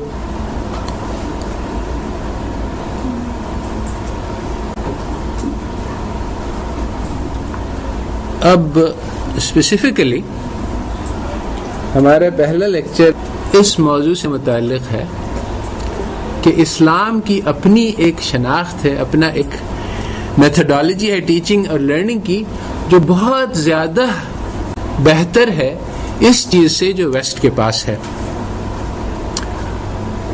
ہم نے وہی کام کیا ہے جو الادین کی بیوی نے کیا تھا کہ وہ جادوگر آیا، اس نے کہا کہ نئے چراغ لے لو اور پرانے چراغ دے دو. تو اس نے دیکھا کہ یہ پرانا خستہ اچھا نہیں لگتا ہے، شو کیس میں ڈالتے ہیں تو اس نے کہا کہ چلو یہ تو اچھا ہے. وہ اس نے اپنا پرانا چراغ اٹھا کے دے دیا، نیا چراغ لے لیا. نیا چراغ چمکدار تھا اور شاندار تھا اور ڈرائنگ روم میں سجانے کے لائق تھا، مگر اس کے اندر کوئی جن نہیں تھا. تو ہم نے جو اپنا اس تعلیم کا سسٹم تھا وہ تو دے دیا، ماڈرن سسٹم لے لیا. ماڈرن سسٹم بہت ہی نکما اور بیکار ہے، اور اس میں وہ خوبیاں نہیں ہیں جو ہمارے سسٹم میں ہیں. تو پہلا لیکچر اسی بات کی وضاحت کرنے کی. یہ سسٹم ہمارا انہیریٹڈ سسٹم میں لفظ میں ہوتا تھا، تو وہاں ایک بار بحث چل کے، اچھا مجھے یاد نہیں رہا کریڈٹس ہونی چاہیے یا نہیں ہونی چاہیے سیمسٹر، تو ہر آدمی نے اپنی اپنی دلائل پیش کیا کہ اس کا یہ فائدہ ہوگا، اس کا یہ نقصان ہوگا. آخر میں ایک آدمی نے کہا کہ بات یہ ہے کہ امریکہ میں یہ سسٹم رائج ہے. اب جب اس نے یہ کہا تو یہ آخری بات ہو گئی، اب اس کے فائدہ نقصان سوچنے کی ضرورت نہیں رہی. کہا کہ ہاں ٹھیک ہے، امریکہ میں ایسا ہوتا ہے تو ایسا کر لیتے ہیں. تو اسی طرح سے جو سسٹم آف تعلیم ہمارا ہے وہ اسی طرح سے کہ بھائی وہاں لیکچر ہوتا ہے، ہم لیکچر دیں گے، وہاں سیمسٹر ہوتا ہے، سیمسٹر دیں گے، وہاں گریڈز ہوتے ہیں، اے بی سی دیں گے. اسے سوچنے کی ضرورت نہیں ہے کہ یہ فائدے کا ہے یا نقصان کا ہے. پہلے ہی سے جو لیڈرز ہیں انہوں نے جو کر لیا بس وہی ہمیں نقل کرنی ہے. تو حقیقت یہ ہے کہ جو ہمارے پاس چیز موجود ہے جو پرانی ہے اور ایسا لگتا ہے کہ وہ 1400 سال پہلے تھی، اب اس کا کیا کام، اس میں بہت زیادہ طاقت ہے. تو آج کا جو لیکچر ہے اس کا مقصد یہ تھا کہ یہ میتھڈالوجی سکھلائی جائے. مگر یہ لیکچر پہلے سے ٹیپڈ ہے، موجود ہے، اور میری خواہش یہی ہے کہ آپ لوگ اس کو دیکھ لیں، کیونکہ جو بات میں بتلانا چاہ رہا ہوں آپ کو بہت زیادہ گہری ہے، بہت زیادہ ملٹی ڈائمینشنل ہے. اس میں ایک سیمسٹر میں وہ بات قابو میں بھی نہیں آئے گی. تو اگر آپ لوگ لیکچر دیکھ لیں گے تو ہم جو بحث کی سطح ہے وہ ذرا زیادہ بلند ہو جائے گی. ہم لوگ زیادہ گہرائی میں ٹاپکس کو کور کر سکیں گے، اور ضرورت بھی بہت زیادہ ہے. یہ نہیں ہے کہ میں یہاں صرف وقت گزار رہا ہوں، بلکہ ایک کام ہے جو کرنے کا ہے اس وقت دنیا میں، اور جو بوجھ ہے اللہ تعالیٰ کے پیغام کا وہ بہت زیادہ بھاری ہے. اللہ تعالیٰ نے خود اس کو کہا ہے کہ انا سنلقی علیک قولا ثقیلا، کہ میں تمہارے اوپر ایک بہت بھاری کلام اتار رہا ہوں. اور کہا ہے کہ لو انزلنا هذا القرآن على جبل لرأيته خاشعا متصدعا من خشية الله، کہ ہم یہ قرآن پہاڑوں پہ اتارتے تو وہ ریزہ ریزہ ہو جاتے. تو یہ پیغام ہے جو رسول اللہ صلی اللہ علیہ وسلم پیغام ہے، جس کے اوپر پہنچ گیا اس کے اوپر اس کی زندگی ختم ہو گئی، ان دا سینس کہ اس کو پھر یہ چھوٹی موٹی جو آج جو ہے نا، انسان بہت قیمتی ہے، انسان اللہ تعالیٰ کے لیے، ہر مرد اور ہر عورت، یہ بھی بات اسلام کی یونیک ہے کہ عورتوں کو ایگزمپٹ نہیں کیا کہ چلو مرد جا کے کام کریں گے، عورتیں جو ہے وہ گھر کا کام کریں، نہیں، خطاب ہے اللہ تعالیٰ کا قرآن میں جس میں مردوں عورتوں دونوں کو ڈائریکٹلی کہا گیا، وہ عورتیں جو اچھائی کا حکم دیتی ہیں اور برائی سے منع کرتی ہیں وہ مرد، اور مفسرین حضرات نے لکھا اس میں کوئی ضرورت نہیں تھی، عربی جو ہے وہ گرامر کے قاعدے کے اعتبار سے اگر کہتے کہ ہر شخص یا ہر مرد تو اس میں عورتیں ضمناً شامل ہو جاتی، مگر اللہ تعالیٰ نے کہا کہ نہیں، اس میں پکا کر لیں بات کی، یہ نہیں ہو کسی کو غلط فہمی کہ یہاں پہ خطاب جو ہے وہ صرف مردوں سے ہو رہا ہے، ہم لوگ اس میں مخاطب نہیں ہیں۔ تو اچھائی کا پھیلانے کا حکم ہر مرد اور ہر عورت پہ، اور برائی کو روکنا ہر مرد اور عورت پہ الگ سے خاص طور پہ وضاحت کر کے کہ یہ نہیں کوئی بعد میں کہے کہ میں تو سمجھی کہ یہ مردوں سے مخاطب ہے۔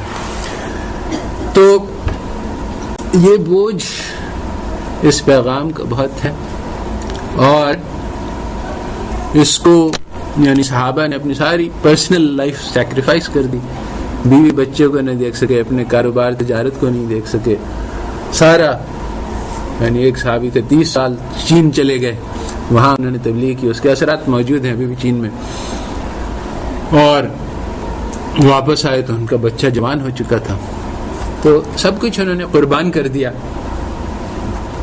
اپنی اس ذمہ داری کے لیے جو ان کو دی گئی تھی۔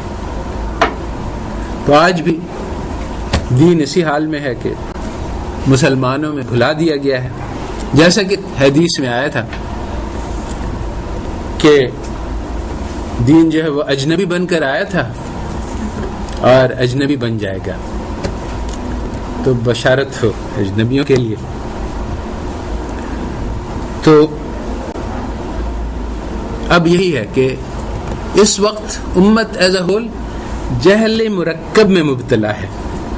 ایک تو ہوتا ہے جہل کہتے ہیں نہ جاننا، اور جہل مرکب کہتے ہیں کہ کسی چیز کو نہ جاننا اور یہ سمجھنا کہ میں اس کو جانتا ہوں۔ تو جہل کا تو علاج نسبتاً آسان ہے، وہ آدمی کہتا ہے کہ اچھا میں نہیں جانتا، اس کو سکھلا دیں گے۔ جہل مرکب کا آسان علاج بہت مشکل ہے کیونکہ اس کو پہلے سے پتہ ہے۔ تو آج امت ایز اے ہول یہ سمجھ رہی ہے کہ دین تو میری جیب میں ہے، اگر اس میں کوئی فائدہ ہوتا تو ہم اس کو دیکھتے، مگر نظر نہیں آ رہا۔ آج مسلمان جو ہے وہ سب سے ورسٹ پوزیشن میں ہر طرح سے، تو اس کا مطلب یہ ہے کہ دین میں کوئی فائدہ نہیں ہے کیونکہ دین تو پہلے سے موجود ہے۔ تو اب کیا کرنا ہوگا؟ ہمیں جو ہے وہ ویسٹ سے سیکھنا ہوگا، ان کی نقل کرنی ہوگی، ان کے علوم کو سیکھنا ہوگا، تب جا کے ہم ترقی کریں گے۔ تو اب ان کو یہ سمجھا گیا نہیں بھی دین پہلے سے موجود نہیں ہے، یہاں پہ یعنی لڑائی ہوتی ہے، پھر وہ لوگ اٹھ کے کھڑے ہو جاتے ہیں، ناراض ہو جاتے ہیں۔ تو ابتدا تو یہاں سے ہوگی کہ جو ہمارا طریقہ تعلیم ہے وہ بہت ڈیفرنٹ ہے اس طریقہ تعلیم سے جو ویسٹ نے ہمیں سکھلایا ہے۔ اب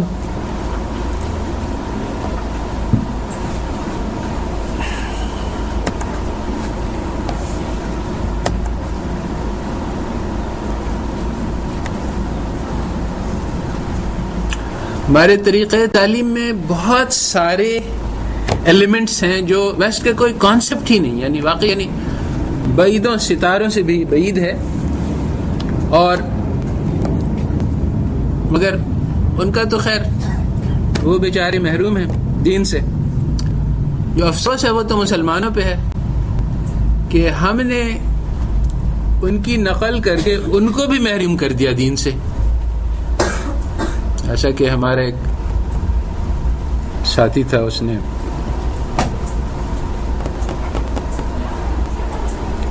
کسی کو دعوت دی اسلام کی، تو اس نے کہا کہ اگر مسلمانوں کے پاس کچھ ہوتا تو وہ ہماری ایمبیسیوں کے آگے لائن لگا کے کیوں کھڑے ہوتے۔ تو ہم نے ان کے طالب بن کر ان کو یہ سمجھایا کہ ہمارے پاس کوئی قیمتی چیز ہے نہیں، ورنہ ہوتی تو وہ ہمارے پاس آتے۔ جیسا کہ جب سعد بن وقاص گئے ایران کے دربار میں تو شان آنکھوں میں نچتی تھی جہاں داروں، وہ ان کی قالینوں کو اپنے تلوار سے کاٹتے ہوئے گئے، جا کے سیدھے تخت پہ بیٹھ گئے. بہت سارا انہوں نے ایکچولی انتظام کر رکھا تھا رستم نے کہ یہ لوگ مروع ہو جائیں گے. اپنے سپاہیوں کو بہترین یونیفارم پہنایا تھا، چمکدار شیلز پہنائی تھی، اپنی زبردست قیمتی قالین بیٹھائی تھی اور زبردست تخت، مگر دنیا کی جو ہے وہ ان کے نگاہوں میں کوئی وقت نہیں تھی. ایسے انہوں نے اس کو دیکھا جیسے مٹی، ایسے کہتے ہیں کہ بڑا محل ہے اس سے آدمی کے دل میں روب آ جاتا ہے، کہتے ہیں کہ کھڑی مٹی اور بڑی مٹی کوئی فرق نہیں، یہ بھی مٹی ہے وہ بھی مٹی ہے. جب آخرت، جب اللہ تعالیٰ کی عظمت اور بڑائی دل میں ہوگی تو ایسا ایٹیچیوڈ پیدا ہوتا ہے. تو جب وہ جا کے بیٹھ گئے تو لوگوں نے دیکھا کہ اچھا یہ ساری چیزیں جس کے پیچھے ہم مرتے ہیں اس آدمی پہ کوئی اثر نہیں، اس کو اس سے ضرور اس سے بہتر کوئی چیز پتہ ہوگی. تو وہ لوگ اس سے جا کے پوچھے. تو جب ہمارے دل ہی میں ان چیزوں کی عظمت اور بڑائی ہوگی جو کہ کافروں کے دل میں ہے چمکدار، تو پھر وہ مجھے اس سے کیا، ہم دونوں رقیب ہیں. وہ بھی یہ چاہتا ہے کہ میرے پاس اچھا جاب ہو، وہ بھی چاہتا ہے کہ میرے پاس اچھا گھر ہو، وہ بھی چاہتا ہے کہ میرے پاس اچھی گھر، میں بھی، ہم دونوں ایک جیسے ہیں. تو مسلمان نے اپنی طلب کو اللہ تعالیٰ سے ہٹا کر جب دنیا پہ لگایا، اور اللہ تعالیٰ نے اس سے منع کیا ہے، کہ کہا کہ دنیا جو ہے وہ تو متاع الغرور ہے، دھوکے کی کمائی ہے، اس کی طرف مت جانا، تو میرے طالب بنو. فمن شاء اتخذ الی ربہ سبیلا، جو بھی چاہے اپنے رب کا راستہ ڈھونڈ لے. اور کہا کہ ہدینا و نجدین، میں نے دونوں راستے دکھا دیے، چاہو تو دنیا کے طالب بن جاؤ، چاہو تو اللہ کے طالب بن جاؤ. آج قوم نے بڑی تعداد میں دنیا کا طالب بننا چن رکھا ہے. تو ایک تو علم کی ہمارے ہاں سمجھنے کی ضرورت ہے کہ اس کے دو ڈائمنشنز ہیں، رات اور دن کا، جس کا اللہ تعالی نے تذکرہ کیا ہے کہ سورہ مزمل میں، کہ دن میں تم بہت مشغول رہتے ہو. رسول اللہ صلی اللہ علیہ وسلم، کس سے کہا جا رہا ہے؟ رسول اللہ صلی اللہ علیہ وسلم سے کہا جا رہا ہے. کس چیز میں مشغول رہتے ہیں؟ دین کی مدد میں مشغول رہتے ہیں. ایسی چیز نہیں ہے کہ وہ نوکری کر رہے ہیں یا. تو اس لیے راتوں میں اللہ تعالی کی عبادت کرو. تو ہماری علم جو ہے وہ ہمیشہ دو فرنٹس پہ، ایک تو ہم دن میں محنت کریں گے اپنے سبق کی اپنے، اور رات میں اپنے رب پہ محنت کریں گے کہ یا اللہ تعالیٰ سارا علم کے مالک آپ ہیں، اور جو جس کو چاہیں جتنا عطا فرما دیں. یہ ویسٹرن ایجوکیشن میں ڈیلیبریٹلی غرور سکھلایا جاتا ہے کہ میں عالم ہوں. جو سیکھتا ہے، یعنی میں وہاں ٹریننگ پا چکا ہوں کہ اسٹوڈنٹ کو سکھلایا جائے کہ تم کوشچن کرو. اب یعنی جو ٹیچر کہہ رہا ہے اس کو کہو کہ یہ غلط ہے، اور جو اسٹوڈنٹ جو یعنی تھوڑا کھڑا ہو جائے اور تھوڑا آرگیو کرے اس کو آفرین کہا جاتا ہے. اس کو کہا جاتا ہے کہ یہی ہے طریقہ لڑنے کا، کہ تم یعنی اپنے اندر پرائڈ پیدا کرو. تو ایکچولی یہ بھی ضروری ہے، یعنی مگر وہ ایک ایٹیچیوڈ کی بات ہے اصل میں، کہ ایک سیکر ہے، ایک ہیوملٹی ہے، اور ایک مغرور ہے.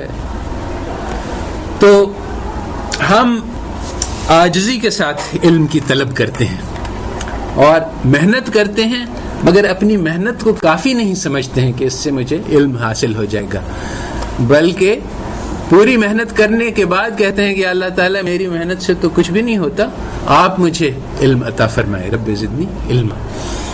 تو یہ دو فرنٹس ہیں جس پہ محنت کی جاتی ہے علم حاصل کرنے کے لیے.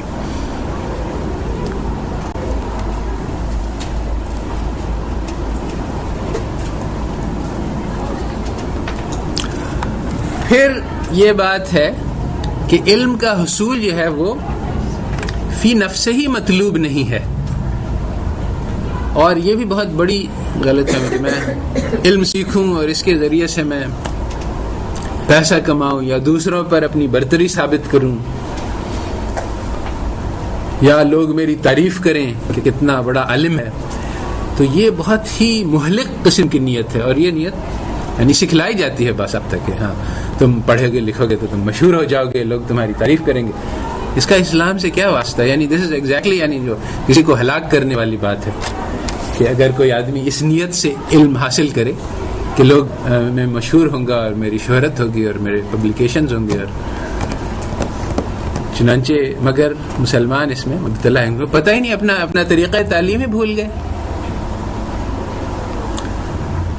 تو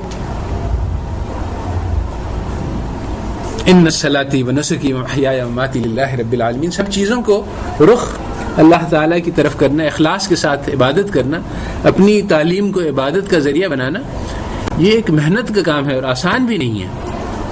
ہم بیٹھیں تو ہم نیت کریں، کیا نیت کریں جس سے یہ عبادت بن جائے. تو اس میں یہ کرنا ہوگا کہ جو علم ہمیں حاصل ہو وہ ہم اس سے امت کی خدمت کریں گے، پھر یہ عبادت بنے گا. اتنا یہ بعید ہو گیا ہے. پہلے تو یہ بہت کامن تھا، یہ بات سب کو سمجھ میں آتی تھی، آج کسی کو سمجھ میں نہیں آتی. آج جو ہے وہ ڈاکٹر جو ہے وہ بیٹھا ہے تو وہ اس لیے بیٹھا ہے کہ میں غریبوں کی بیماری سے فائدہ اٹھا کے پیسے بناؤں گا. حالانکہ یہ کبھی بھی اور کسی بھی معاشرے میں اس کو اچھی بات نہیں سمجھا گیا، بلکہ ہمارے یہاں تو وہ قرآن کی آیت ہے کہ ایک آدمی کی جس نے جان بچائی وہ ایسا ہے جیسے اس نے ساری دنیا کو بچا لیا. تو اس لالچ میں کہ ہم اس اجر کو کمائیں گے اللہ تعالیٰ کے، لوگ ڈاکٹر بنتے تھے کہ ہم لوگوں کی خدمت کریں گے پیسہ کمانے کے لیے. آج کل یہ صورتحال ہے کہ وہ شفا میں انٹرویوز ہو رہے تھے وہ اسٹوڈنٹس کے داخلے کے لیے، تو ایک اسٹوڈنٹ سے پوچھا ابھی پچھلے سال کی بات کہ ہاں بھائی وہ ایپیڈیمیولوجی ہوتی ہے کہ اگر ایک شہر میں وبا پھیل جائے تو اس کے کیا کیا اثرات ہوں گے تو اور کیا کرنا چاہیے. تو اس نے کہا کہ اس نے سوچا پیسے ڈاکٹروں کی کمائی بڑھ جائے گی. یعنی بہت سارے اثرات میں سب سے پہلی نگاہ اس کی کہاں پہ گئی کہ تو یہ بیماری ہے دل کے اندر، پیسے کی محبت جو ہے وہ بیماری ہے جس کو بتلایا اللہ تعالیٰ نے. امت کے دل میں یہ بیماری پیدا ہو جائے گی تو پھر کافر اس پہ غلبہ پیدا ہو جائیں گے، دنیا کی محبت پیدا ہو جائے گی، آخرت کا خوف پیدا ہو جائے گا. جو مسلمان جو غالب آئے وہ اس لیے کہ وہ آخرت کے چاہنے والے تھے، اللہ کے چاہنے